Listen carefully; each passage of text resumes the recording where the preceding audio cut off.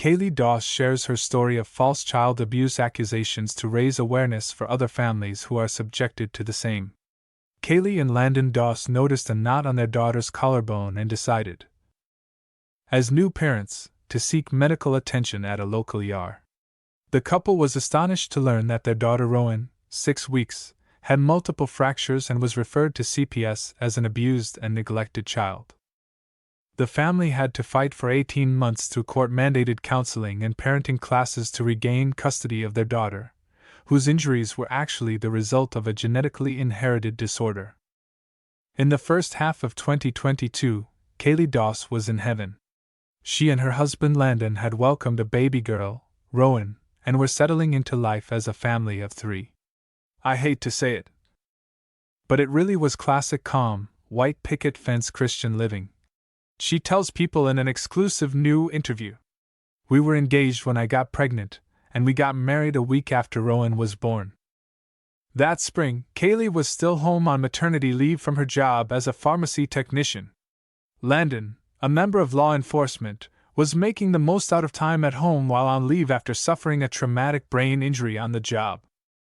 The couple's first genuine concern for their little girl came when she was 6 weeks old.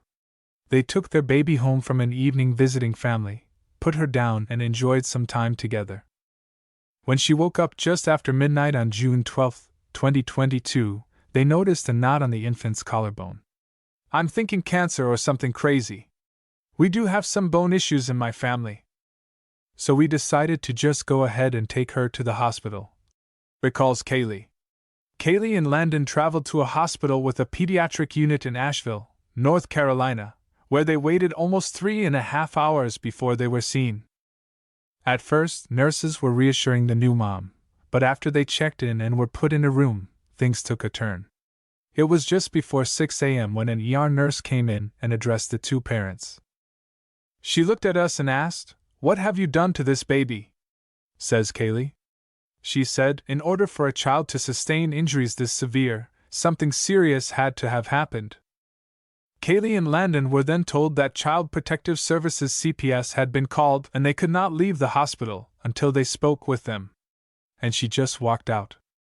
She didn't tell us what was wrong with Rowan, didn't specify her injuries. She just told us. We needed to get our story straight. Kaylee and Landon were firm in the fact that nothing had happened to Rowan. I asked if they pulled up hospital records since we'd been there 2 weeks prior because she had a respiratory infection we feared was pneumonia. She'd been to a doctor every week of her life.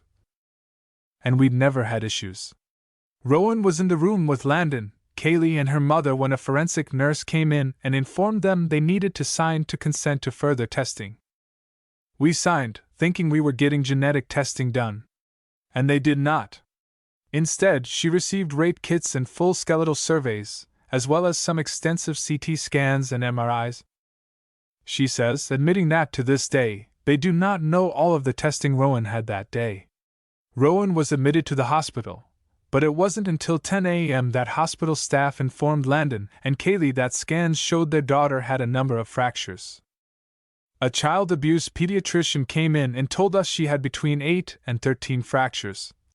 Kaylee says. They said they called CPS to alert them to abuse and neglect of a child and said they needed to know what was going on. The couple asked follow-up questions about Rowan's injuries, which went unanswered as they were advised to prepare to meet with a social worker. Eventually, Kaylee and Landon were placed under a safety plan, which included a hospital room that had large windows so they could be monitored by staff.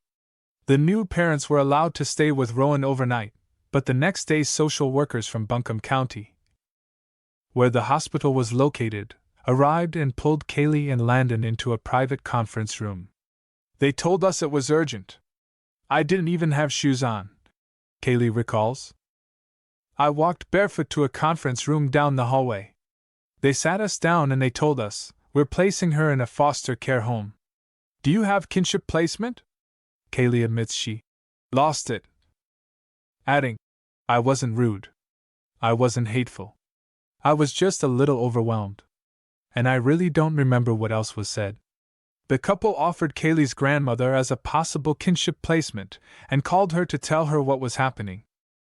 She was just 2 weeks from retiring and went to work that day and turned in her badge early. At that point, they said, "Okay, that's fine, but we have to clear her first." And they said, "We need you to leave. We're going to keep her in the hospital until we get the home sanctioned for her."